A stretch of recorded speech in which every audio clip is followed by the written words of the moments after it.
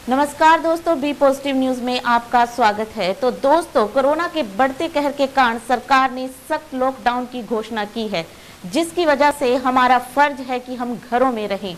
लेकिन हमारा एक और फर्ज है आप तक खबरें पहुंचाने का। इसलिए हम आपसे लाइव जुड़ेंगे और हमारे साथ होंगे नीलोखेड़ी के विधायक धर्मपाल गोंदर जी।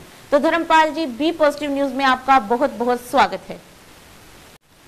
धर्मपाल जी, कुरुक्षेत्र स्टूडियो से मैं आपका स्वागत करती हूँ। सर, मेरा पहला सवाल ये है कि कोरोना की वजह से सरकार की आर्थिक स्थिति अच्छी नहीं है। इसमें सरकार के जो प्रयास है वो किस हद तक सार्थक हुए हैं? देखिए, 1 साल से ज़्यादा हो गया कोरोना महामारी से पूरा संसार जूझ रहा था।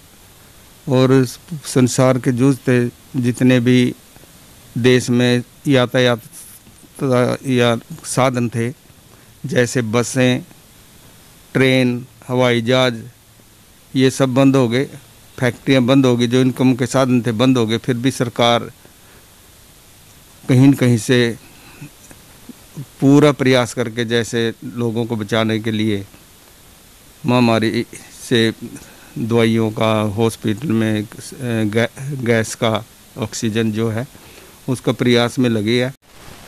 धर्मपाल जी, नीलोखेड़ी के हल्के के विकास के बारे में आपका क्या कहना है? ज़्यादा पैसा ना होने करके फिर भी हम माननीय मुख्यमंत्री जी से 6-7 सड़कें तो हम बनवा चुके हैं, चौड़ी करवा चुके हैं। और 20-22 सरकार के प्रोसेस में वो भी जल्दी स्वीकृत होकर आ जाएगी, उस पर भी काम चल जाएगा। धर्मपाल जी, हमें ये बताइए कि नीलोखेड़ी के उपमंडल की घोषणा कब तक की जा सकती है?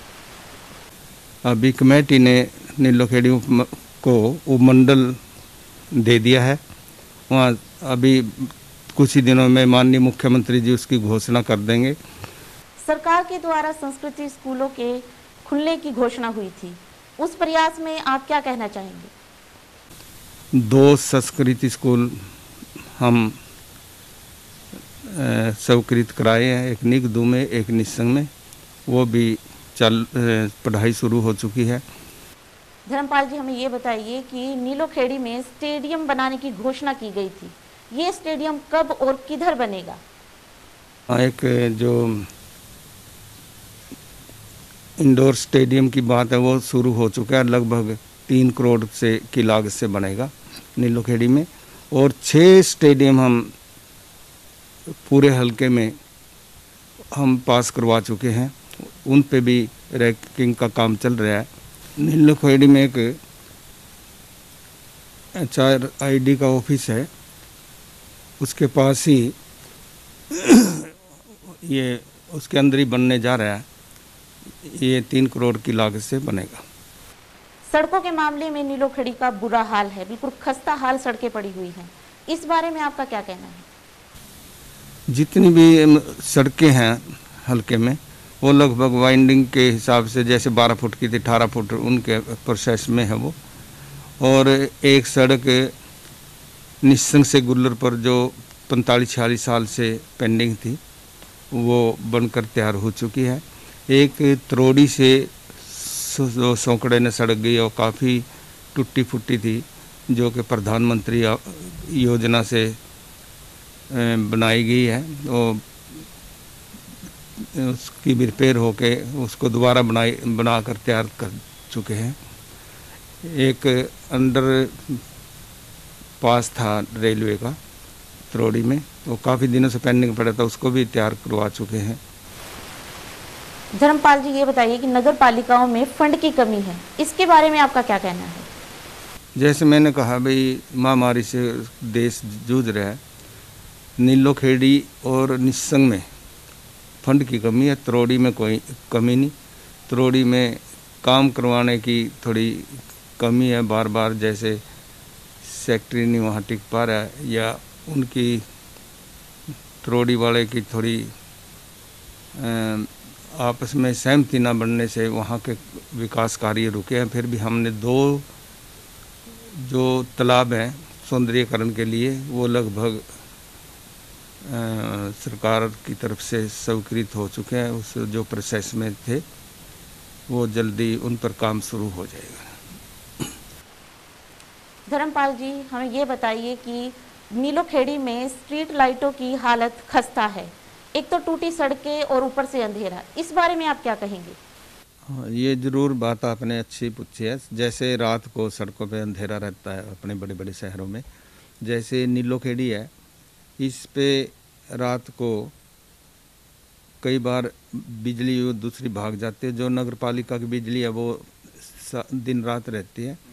तो नीलोखेड़ी जीटी रोड से और जो रेलवे फाटक है वहाँ तक 4 लेन बनवाने का हमें अपने डिपार्टमेंट से बात करी है, और डिपार्टमेंट ने तुरंत संज्ञान लेते हुए वो 4 लेन बनाने को जा रहे हैं। जो नीलोखेड़ी जीटी रोड से अपनी अनाज मंडी है, अनाज मंडी से होते ये जो फाटक है कारसा रोड पे, और इसके लिए साथ साथ हमें बीच में डिवाइडर बनवा कर वहाँ लाइटें लगवाने का एस्टीमेट भी बनवा चुके हैं। ऐसे ही निस्संग में 3.5 किलोमीटर के अंदर सड़क के बीच में डिवाइडर बनवाया गया है, और वो वहाँ लाइट लगेंगी सरकार की तरफ से।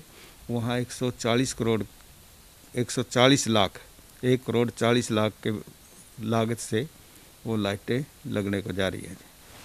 धर्मपाल जी, चारों तरफ कोरोना ने कहर बरसाया हुआ है, आप आम जन को क्या अनुरोध करना चाहते हैं? देखिए, पूरा संसार 1 साल से कोरोना पीड़ित था, परंतु सभी देशों में इसकी रोकथाम हो चुकी है। मेरा तो माननीय मुख्यमंत्री जी जो हमारे दिन रात खड़े हैं हमारे साथ, माननीय प्रधानमंत्री जी से एक ही अनुरोध है कि जो ये बीमारी है हम इसको पब्लिक को ठीक करने में लगे हैं, और ये बढ़ती जा रही है। मेरा तो यही सरकार से अनुरोध है, भाई कहाँ से ये बीमारी चली उस पॉइंट पे पहुँचना चाहिए। यहाँ बीमारी दिन पे दिन बढ़ती जा रही है, हम दवाई से पब्लिक को कोशिश कर रहे हैं, ठीक हो रहे हैं, कुछ मर रहे हैं। ये बीमारी भयानक भी है, इससे पब्लिक को जैसे कि 2 गज दूरी, मास्क जरूरी, इसका विशेष ध्यान रखना चाहिए। फिर भी मैं यही कहता हूँ कि जो बीमारी कहाँ से शुरू हुई थी, जैसे कि चाइना से कह रहे थे भी चाइना से शुरू है, और ये बीमारी दिन पे दिन बढ़ती जा रही है। हमें उस पॉइंट तक पहुँचना चाहिए भी जहाँ से बीमारी आ रही है। मेरा तो सरकार से अनुरोध है भी जब ये बीमारी नहीं हट रही तो हमें चाइना का जो सामान है कुछ दिन उस पर प्रतिबंध लगा देना चाहिए। शायद वहाँ से इसका वायरस हमारे को ज़्यादा दुखी कर रहा है। मेरा सभी पूरी जनता से, पूरे देशवासियों से निवेदन है, अनुरोध है कि टीका जो है हमारे लिए बड़ा फ़ायदेमंद है। जैसे कि आज से 100-125 साल पहले एक बीमारी आई थी चेचक की, और वो इतनी पब्लिक को डरा गई थी, इतनी भयंकर बीमारी थी। फिर उसका टीका जो आया उससे रोकथाम हो चुकी थी। ये टीका भी बीमारी को रोकथाम के लिए जो हमारे साइंटिस्टों ने बनाया है, यह हमें लगवाना चाहिए, इससे हमें राहत मिलेगी। धर्मपाल जी, बी पॉजिटिव न्यूज़ के साथ करनाल से लाइव जुड़ने के लिए आपका बहुत बहुत धन्यवाद। तो दोस्तों, इस खबर को ज़्यादा से ज़्यादा लाइक और शेयर कीजिए और जुड़े रहिए बी पॉजिटिव न्यूज़ के साथ।